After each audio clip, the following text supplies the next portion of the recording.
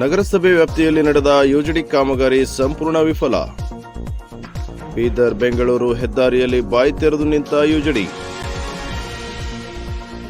ಜನರ ಜೀವದ ಜೊತೆ ಚೆಲ್ಲಾಟ, ಕಣ್ಣು ಮುಚ್ಚಿ ಕುಳಿತ ಅಧಿಕಾರಿಗಳು. ಯುಜಿಡಿ ಕಾಮಗಾರಿ ಕೂಡಲೇ ಕ್ರಮ ತೆಗೆದುಕೊಳ್ಳದಿದ್ದರೆ ಉಗ್ರ ಹೋರಾಟಕ್ಕೆ ಸಿದ್ಧ. ಜಯ ಕರ್ನಾಟಕ ರಕ್ಷಣಾ ಸೇನೆಯ ಕಾರ್ಯಕರ್ತರ ಆಕ್ರೋಶ. ಜಯ ಕರ್ನಾಟಕ ರಕ್ಷಣಾ ಸೇನೆಯ ನಗರ ಘಟಕದ ಅಧ್ಯಕ್ಷ ಶಿವ ಗಾಜಲ್ದಿನ್ನಿ ಆಕ್ರೋಶ.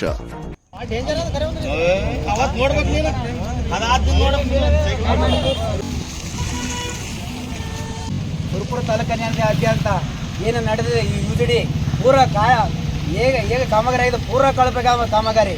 ಜನಗಳು ಏನು ಮಾಡ್ತಾರೆ, ಡೈರೆಕ್ಟ್ ಅದಕ್ಕೆ ಕಲೆಕ್ಷನ್ ಮಾಡ್ತಿದ್ದಾರೆ.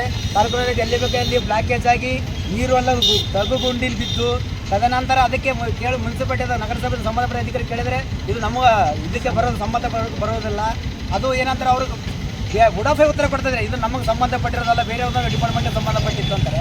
ತದನಂತರ ಅವರೇ ಬಂದು ಕೂಡ ಏನು ಮಾಡ್ತಾರಪ್ಪ ಅಂದರೆ ಮರುಭಂಗ ಹಾಕಿ ಮುಗಿಸ್ತಾರೆ. ಅದರ ಪರಿಣಾಮ ಏನಾಗುತ್ತೆ ಅಂದರೆ ತಗ್ಗು ಮತ್ತು ಮಳೆ ನೀರು ಬಂದು ಮತ್ತೆ ತಗ್ಗು ಉದ್ಭವವಾಗಿ ದೊಡ್ಡ ತಗ್ಗಾಗಿ ಅದು ಹೋಯ್ತು.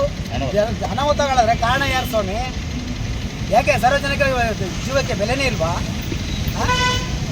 ಇನ್ನೇ ಮತ್ತು ದ್ವಿಚಕ್ರ ಸವಾರರು ಬರ್ತಾರೆ, ರಾತ್ರಿ ಹೊತ್ತು ನೀರು ನಿಂತ್ಕೊಂಡಿರುತ್ತೆ, ಬಿದ್ದರೆ ಏನು ಗತಿ ಸ್ವಾಮಿ? ಯಾರು ಹೊಣೆ ಇದಕ್ಕೆ?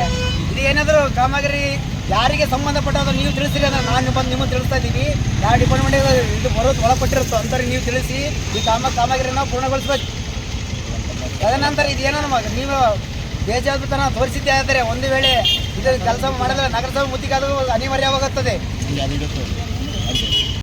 ಹಾಗೆ ಭಾಳ ಇದು ಯಾಕಂದರೆ ಒಂದು 20 ಜನ ನೆಲ ಇತ್ತು ಅಂದ್ರೆ ಮುನ್ಸಿಪಾಲಿಟಿಗೆ ಹೇಳಿವಿ, ಅದನ್ನು ಯಾರೂ ಕೇರ್ ಅಂತಿಲ್ಲ.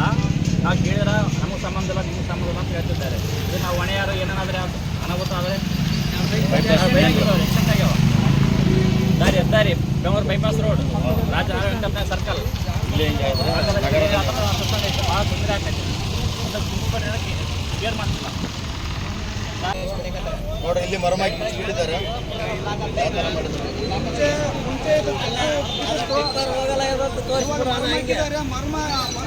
ಮತ್ತೆ ಗುಂಡೆ ಆಗಿದೆ ನೋಡಿ, ಈ ತರ ಇದು ಲಘುವಾಹನಗಳನ್ನು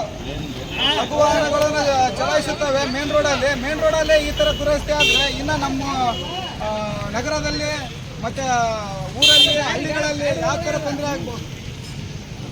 ಇದಕ್ಕೆ ಯಾರು ಅಧಿಕಾರಿಗಳು ಏನು ರೆಸ್ಪಾನ್ಸೇ ಮಾಡ್ತಾ ಇಲ್ಲ. ಸಾರ್ವಜನಿಕರಿಗೆ ತುಂಬ ತೊಂದರೆ ಆಗ್ತಾ ಇದೆ ಅಣ್ಣ. ಅಲ್ಲಿನೂ ಅಷ್ಟೇ, ಅಲ್ಲಿಗ ಪೂರ ಗುಡ್ಡಿ ಬಿದ್ದಿತ್ತು. ಸಾರ್ವಜನಿಕರು ತುಂಬ ಜನ